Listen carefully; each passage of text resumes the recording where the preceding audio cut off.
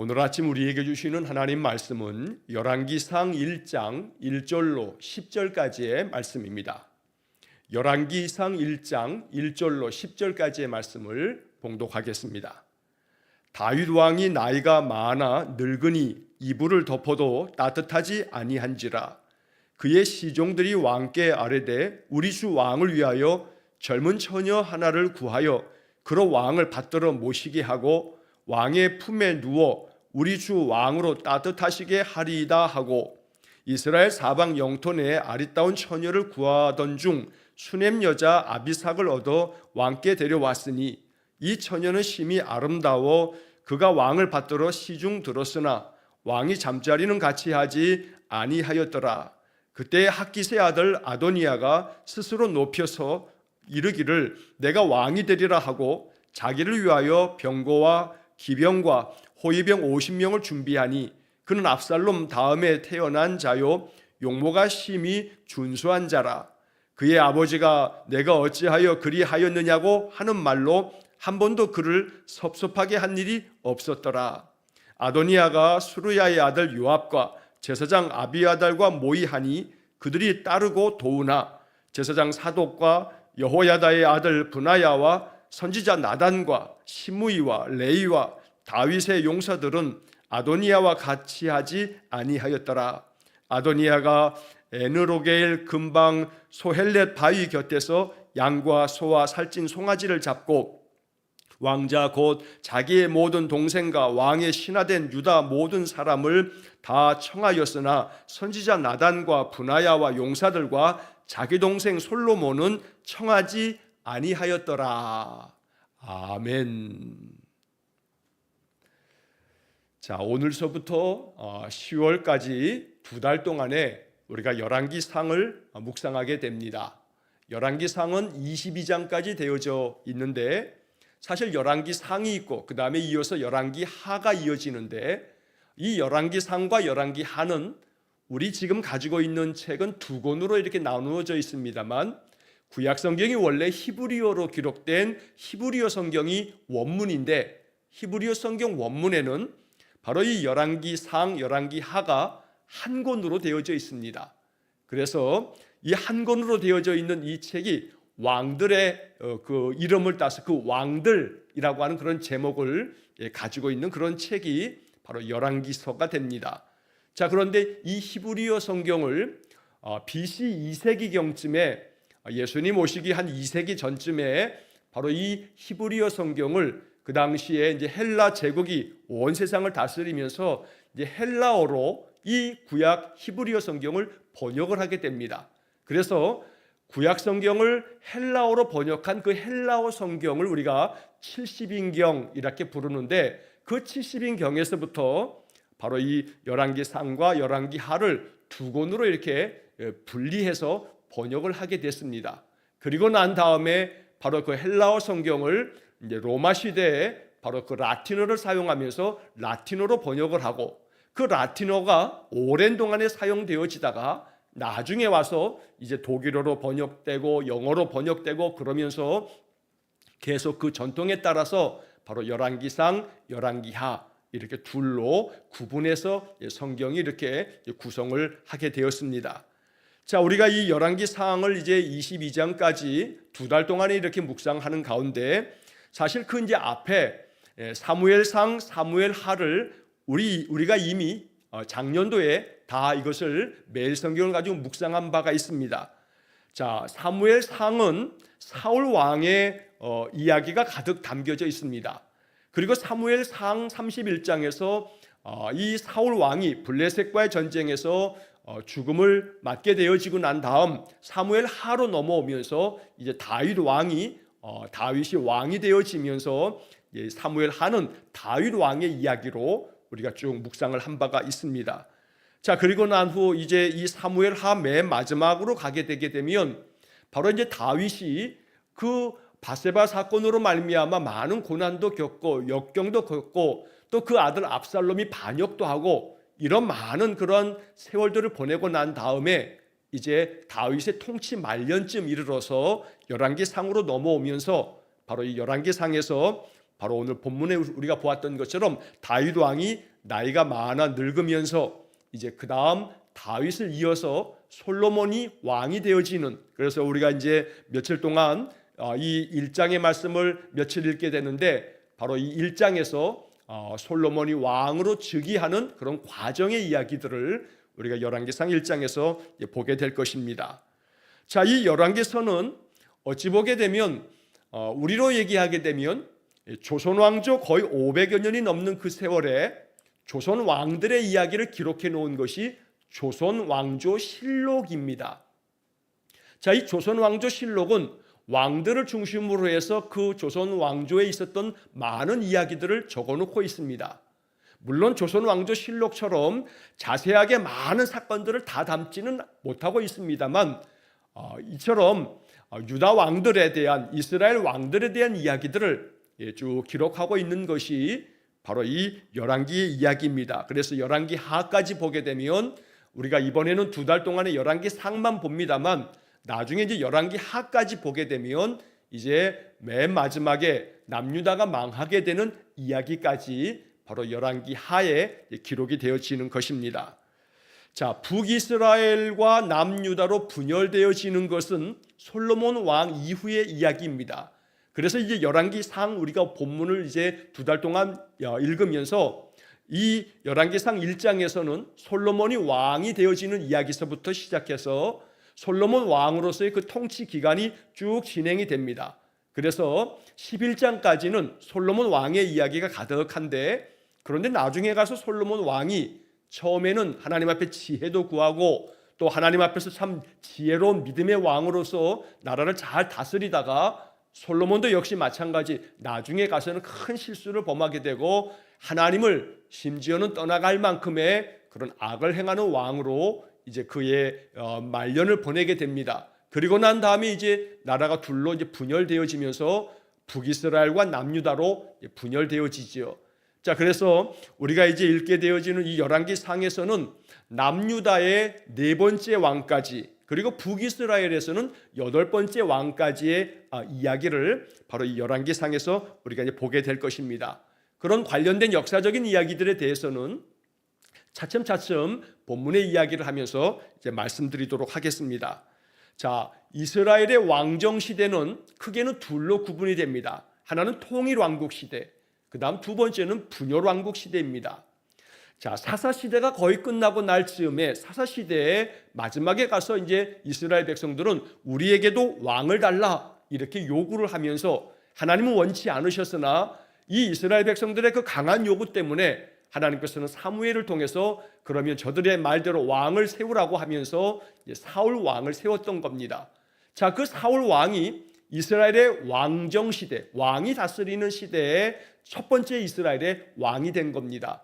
자, 이렇게 해서 통일 왕국 시대라고 불리는 하나의 왕이 이스라엘 전체를 다스렸던 그 시대가 사울 왕, 그리고 이어서 다윗 왕, 그리고 다윗의 아들 솔로몬 왕까지가 통일 왕국 시대를 이루게 되는 겁니다. 자, 사울도 그렇고 다윗도 그렇고 솔로몬도 그렇고 매우 공교롭게도 40년씩 이 이스라엘을 다스렸습니다.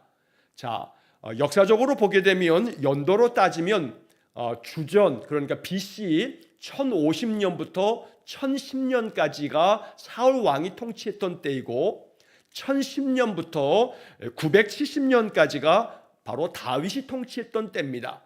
그리고 970년에서 930년까지가 솔로몬이 이제 나라를 다스립니다. 이렇게 40년씩 이 세 명의 왕이 다스렸던 120년 동안이 바로 통일왕국의 시대가 되어집니다. 그리고 930년, 주전 930년에 솔로몬 왕이 죽고 난 다음에 이제 이 이스라엘은 남북으로 분열이 되어지는 겁니다. 자, 그래서 930년에 솔로몬이 죽으면서 이제 분열왕국이 시작되어지면서 저 북이스라엘은 주전 722년에 아수르에 망할 때까지, 그리고 남유다는 주전 586년에 바벨론에 망할 때까지 이제 역사가 이어지게 되는 것입니다. 자, 그렇게 봤을 때 바로 사울 왕이 등장할 때부터 다스리기 시작했던 주전 1050년부터 따지면 남유다가 패망한 것이 주전 586년이니까 자그만치 465년 동안 왕정 시대가 이어졌던 겁니다. 자, 한편 이 왕정 시대가 이어지는 동안에 바로 남유다가 바로 다윗 왕의 혈통을 이어서 다윗과 솔로몬 그리고 남쪽에 있는 이 유다 나라 남유다라고 부르는데 바로 이것은 다윗의 혈통으로 분열 왕국은 20명의 왕으로 이제 쭉 역사가 이어지게 되고 저 북쪽에 여로보암이라고 하는 사람이 10지파를 구성해서 이제 북이스라엘을 만들게 되는데 거기는 19명의 왕이 이어지게 됩니다. 그러나 19명의 왕들이 이어지는 것이 한 왕조가 계속 자녀들이 계속해서 왕을 이어가는 것이 아니라 구테타에 의해서 왕조가 8번이나 바뀝니다. 그러니까 구테타가 8번이나 일어난 겁니다. 그러니까 왕조로 따지면 9개의 왕조가 있었던 겁니다. 여로보암이 왕조를 세우고 난 다음에 조금 있다가 이제 구테타가 일어나기 시작하면서 8번의 구테타가 일어날 만큼 북이스라엘은 정치적으로 그렇고 영적으로도 하나님 앞에 선한 왕이 한 명도 나타나지 않는 그런 악한 지파들의 그런 역사를 보여주고 있는 것입니다. 자, 이 열왕기상의 이야기는 이렇게 바로 이 통일왕국 시대의 마지막 세 번째 왕이었던 솔로몬 왕의 40년 통치 이야기가 11장까지 나오고 12장부터 22장까지 또 이제 11장은 바로 이 분열왕국 시대의 이야기를 기록하고 있는데 바로 좀 전에 말씀드린 것처럼 그 분열왕국의 역사 가운데서도 바로 남유다의 이야기와 북이스라엘의 이야기가 교차하면서 남유다의 왕 때 북이스라엘의 누가 왕이 되었다 혹은 북이스라엘 누구 왕 때 남유다가 누구 왕이 되었다 이러면서 그들이 하나님 앞에서 어떠한 모습의 왕이었는지를 기록해 갑니다. 자, 이들이 어떻게 나라를 다스렸는가에 대한 부분에 있어서 가장 중요한 기준은 여호와 보시기에 어떠했느냐라고 하는 겁니다. 그래서 우리가 이제 열왕기상을 계속 읽어가다 보면 여호와 보시기에 어떤 왕이 보시기에 그가 선을 행했다든지 악을 행하였다든지 그래서 하나님 앞에서 그들은 어떤 왕이었는지에 대한 평가가 이어지면서 바로 이스라엘과 남유다의 그런 분열왕국의 그 역사들에 대한 이야기를 통해서 하나님께서 우리에게 주시는 그런 많은 영적 교훈들을 우리가 발견하게 될 것입니다. 자, 이 열왕기상에 대해서 이제 우리가 시작하기 전에 제가 서론적으로 오늘 첫날이기 때문에 역사적인 배경 설명들 여러 가지를 드리면서 또 아울러서 이 열왕기상과 열왕기하가 한 권으로 되어져 있다고 말씀드렸는데 바로 이것은 언제 기록되었는가? 대체로 이 열왕기상, 열왕기하가 하나의 책이기 때문에 열왕기하의 맨 마지막에 가서는 시드기야 왕의 나라가 망하게 된 이야기까지 나오는 걸 보면 바로 이 남유다가 망한 것이 주전 586년이기 때문에 적어도 586년 이후에 기록되어진 것이 바로 이 열왕기서구나라는 것을 알 수가 있습니다. 그러나 또 한편 이 열왕기하에는 마지막에 가서 이렇게 나라가 망했지만 이 남유다가 다시금 되돌아왔다. 즉 포로에서 우리가 예레미야서를 읽으면서 제가 몇 차례 역사적인 배경 설명을 드렸지만 바로 이 바벨론에 가서 70년 동안의 포로 생활하다가 바벨론이 페르시아에 의해서 망하고 난 다음에 바로 이 페르시아에서 망하고 페르시아의 고레스 왕이 이 포로로 잡혀온 유다 백성들을 다시금 고국 땅으로 다 돌아가라고 그렇게 명령함으로써 되돌아온 이야기가 이 열왕기서는 기록이 안 돼 있습니다. 자, 이스라엘의 역사를 기록하는 또 하나의 책들이 이 열왕기서 뒤에 나오는 역대기서입니다. 역대상, 역대하 이것도 한 권의 책인데 그런데 이 역대하의 맨 마지막을 보게 되면 고레스 왕이 바사의 고레스 왕이 바로 조서를 내려서 유다 백성들로 하여금 다 고향으로 돌아가게끔 만들었다는 이야기가 나옵니다. 그러니까 이 역대기의 이야기는 바로 고레스 왕에 의해서 되돌아가라는 명령까지 나오는 것을 봤을 때에는 포로 생활 70년이 다 지나고 난 다음에 이야기를 기록했구나라는 것을 알 수 있는 겁니다. 그러나 열왕기서에는 바로 포로 생활에서 되돌아왔다는 이야기가 없기 때문에 바로 주전 586년 남유다가 망하고 난 다음 바벨론의 포로로 잡혀가서 그리고 되돌아오기까지 바로 그 70년의 세월 그 어느 시대에 그 중간쯤 어느 때에 이 열왕기서를 기록했을 거다 라고 이렇게 학자들이 보게 됩니다. 자, 그러면 여기서 자연스럽게 우리가 알 수 있는 게 있습니다. 열왕기서를 기록한 목적이 뭔가? 왜 열왕기서를 기록했는가? 이 열왕기서를 기록한 다음 이것은 누가 읽었는가? 바로 바벨론에서 포로로 잡혀간 그 포로된 남유다 사람들이 이 이스라엘의 역사들을 쭉 기록하면서 열왕기서를 통해서 우리 조상들이 이러한 역사를 밟아왔구나.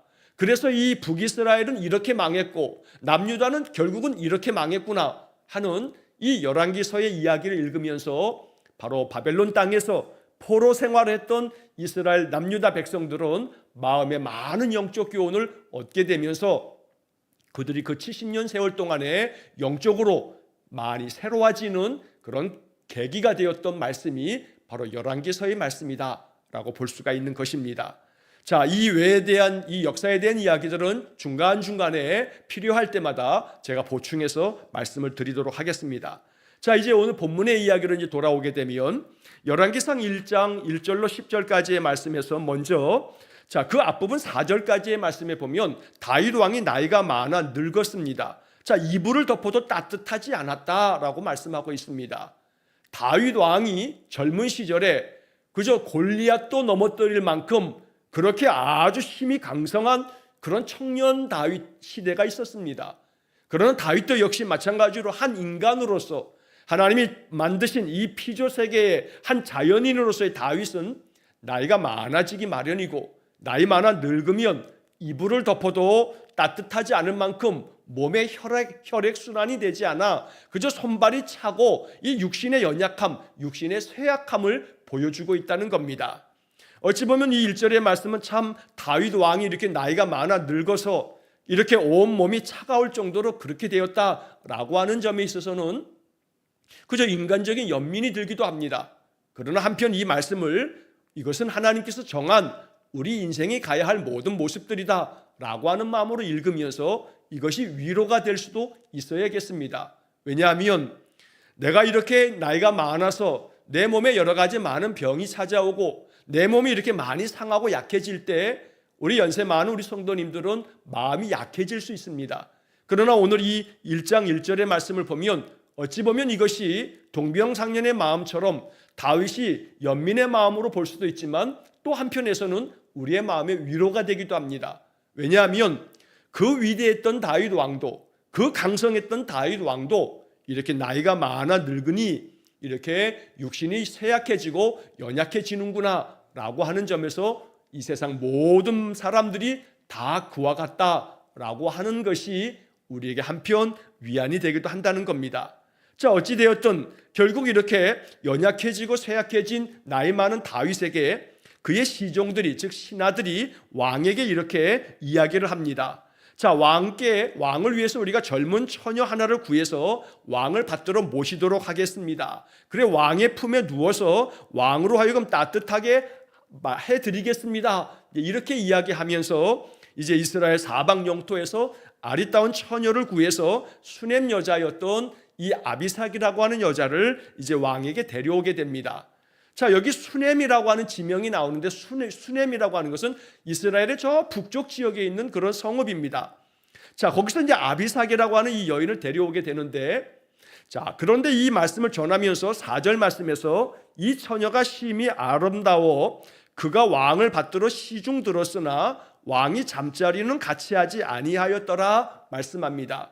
그러니까 이 아비삭을 신하들이 왕에게 이렇게 데려오게 된 것은 뭐 후궁으로 또다시 뭐 여자를 취하게 하려고 이러한 목적이 아니었다라고 하는 것을 이야기하려고 바로 이 4절의 마지막에 왕이 잠자리는 같이 하지 아니하였다라고 하는 이야기까지 굳이 써놓은 겁니다.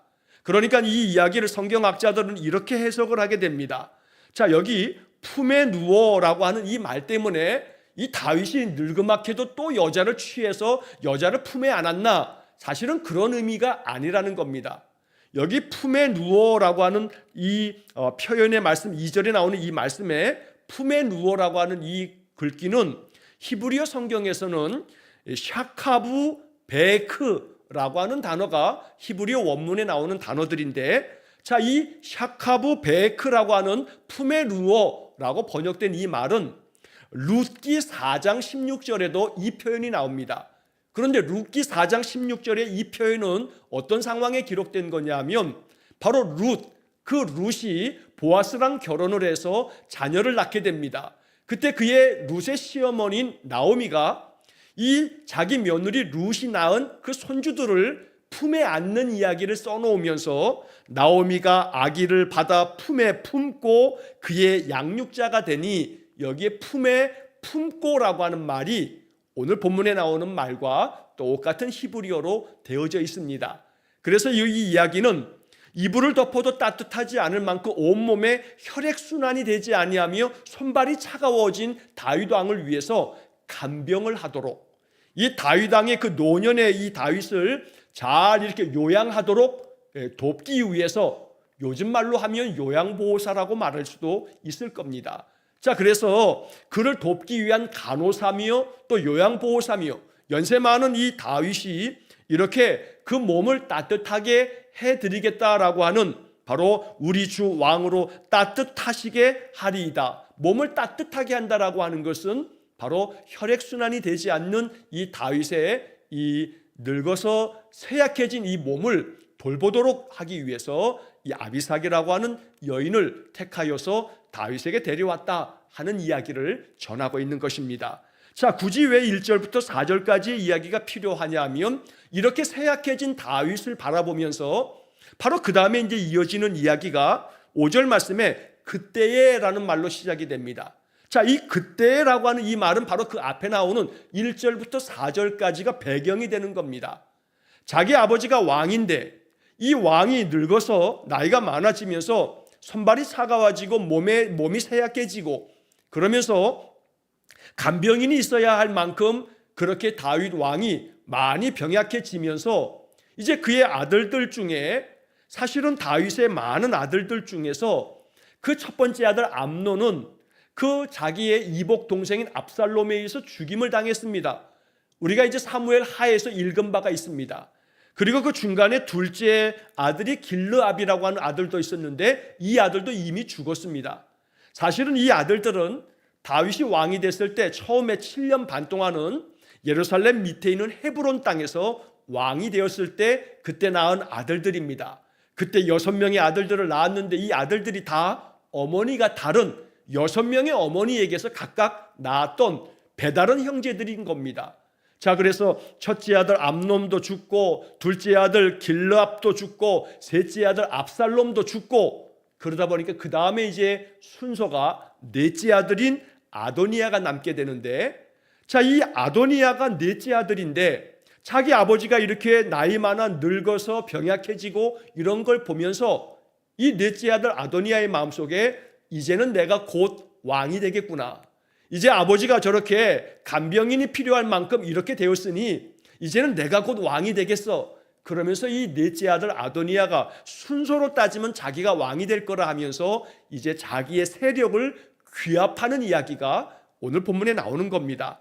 자, 그래서 이제 5절 말씀에 보면 그때에, 즉 자기 아버지 다윗이 나이 많아 늙어서 병약해진 그러한 때에 핫기스의 아들 아도니아가 스스로 높여서 이르기를 내가 왕이 되리라, 이제 이렇게 이제 스스로 왕이 되겠다는 마음을 드러냅니다.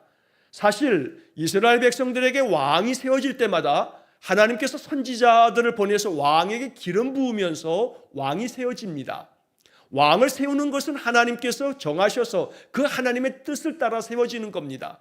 그러나 압살롬도 그랬고 지금 아도니아도 그랬고 지금 아버지가 아직 살아계심에도 불구하고 자기가 왕이 되겠다라고 하는, 어찌 보면 이건 반역이기도 합니다. 아무리 이제 그 다음 순서가 자기 순서라고 할지라도 버젓이 아버지가 살아계신데 내가 왕이 되리라 라고 하는 그런 마음을 드러내는 것은 이건 사실은 큰 반역의 죄이기도 합니다. 자, 그러면서 내가 왕이 되리라 하면서 자기를 위하여 병거와 기병과 호위병 50명을 준비하니, 사실 여기 호위병 50명으로 무슨 왕이 되겠습니까? 그러나 이제 그런 작업을 지금 이제 진행하고 있다는 이야기가 되겠습니다. 자, 그래서 6절 말씀에 그는 압살롬 다음에 태어난 자요 용모가 심히 준수한 자라, 용모가 참 준수한 자라라고 하는 것은 우리가 이미 사무엘하에서 압살롬에 대한 이야기를 볼 때에도 압살롬도 이스라엘 나라 중에서 굉장히 용모가 뛰어난 자로 묘사가 된 바가 있습니다. 아마도 추측컨대 다윗의 아들들이 이렇게 다 용모가 준수한 걸 보면 다윗이 아마 인물이 참 좋았던 모양입니다. 자, 중요한 것은 이렇게 이제 아도니아가 그 용모가 준수하고 외적으로는 흠잡을 데 없는 그런 아들이었지만 그 속사람이 어떠한가라고 하는 게 중요한 겁니다. 성경 기자가 이 압살롬의 다음에 이어지는 이 아도니아를 묘사하면서 그가 심히 용모가 준수하다는 외모를 이야기하려고 하는 게 아니라 겉모습은 이렇게 참 준수하고 참 좋지만 그들의 속사람은 어떠한가라고 하는 것을 이야기하고 싶었던 겁니다. 자, 좀 전에 말씀드린 것처럼 열왕기상은 바로 열왕기상과 열왕기하가 하나로 되어져 있는 책이기 때문에 이 열왕기하의 맨 마지막에 남유다의 마지막 왕이 무너져 내리는 망하는 이야기까지 기록됐기 때문에 바로 바벨론의 포로로 잡혀간 상태 속에서 이 기록한 책이다라는 그런 말씀을 드렸는데 사실 누가 기록했는가에 대해서는 학자들마다 의견이 분분합니다. 예전에는 예레미야가 기록한 책일 거다라고 이렇게 보는 학자도 많았습니다. 그러나 또 최근에 들어서는 예레미야가 기록했지 않고 또 다른 사람들이 기록했을 거라 하는 여러 의견들이 있습니다만, 그러나 누가 기록했는가가 중요한 것이 아니라 이 열왕기서를 통해서 얘기하려고 하는 바가 뭔가, 결국 이 남유다 사람들은 포로 생활 중에 이 역사서 열왕기서를 바라보면서 우리 조상들의 많은 왕들과 그 왕들의 얽혀졌던 이야기들을, 사건들을 보면서 이렇게 아도니아도 자기 아버지가 살아계신데 자기가 왕이 되겠다 하고 그가 아무리 용모가 준수해도 속사람이 이렇게 참으로 온갖 마음의 악을 품고 있는 자가 되었기 때문에 나라가 참 많이 힘들고 위태로웠구나 라고 하는 것을 느끼게 만드는 겁니다. 오늘 우리가 이 본문을 읽을 때도 그런 마음이 느껴지는데, 이 열왕기서가 처음 기록되고 이 말씀들을 읽고 이 말씀들을 선포하면서 남유다 사람들은 많은 것들을 생각했을 겁니다. 그러니까 오늘 우리가 지금 이러한 이야기를 나누는 것처럼 이스라엘 역사 가운데 지금까지 몇천 년 동안에 이스라엘 사람들은 이 역사 이야기를 읽고 또 읽고 또 읽으면서 바로 아도니아가 용모가 심히 준수했다라고 하는 이야기를 하면서도 아마 많은 이야기들을 생각하고 말하였을 겁니다. 겉으로는 용모가 아무리 준수해도 그 중심에 여전히 아버지가 살아계심에도 불구하고 이렇게 내가 스스로 왕이 되겠다라고 하는 이런 말을 하는 것은 바로 아도니아의 속사람은 그렇지 못했음을 보여주는 것이기도 합니다. 자, 그런데 그 다음에 이제 6절 이하에 보게 되면 그의 아버지가 내가 어찌하여 그리하였느냐고 하는 말을 한 번도 그를 섭섭하게 한 일이 없었더라. 자, 이 표현은 어찌 보면 이것을 그냥 문자 그대로만 보게 되면 그의 아버지 다윗이 자, 이 아도니아에게 네가 어째서 그리했느냐라고 이 아도니아를 꾸짖는 일이, 그래서 이 아도니아를 꾸짖어서 너 왜 그렇게 했어? 라고 하면서 아도니아의 마음에 섭섭하게, 이 아도니아가 섭섭하도록 그렇게 한 일이 없었다라고 말합니다. 어찌 보면 이것은 두 가지 의미로도 해석이 될 수가 있습니다. 이 아도니아가 아버지 앞에 지금까지는 그렇게 아버지에게 섭섭한 말을 듣지 않아도 될 만큼 너 어찌 그렇게 했느냐라고 하는 꾸지람을 받지 않을 만큼 그렇게 살아왔던 아도니아의 모습으로 이해할 수도 있습니다. 또 한편에서 학자들 중에는 이 부분의 이야기를 다윗이 나중에 가서는 아도니아에 대해서 그저 그냥 내놓은 자식처럼 그에게 딴소리, 그냥 듣기 싫어하는 소리는 아예 하지도 않았다라고 하는 의미로서 이제 자녀들의 어떤 그런 모습들에 대해서 그들을 바로잡고자 하는 그런 마음이 다윗의 마음속에 아예 이제는 그런 마음조차도 없게 되었다라고 하는 의미로 해석하는 학자들도 있습니다.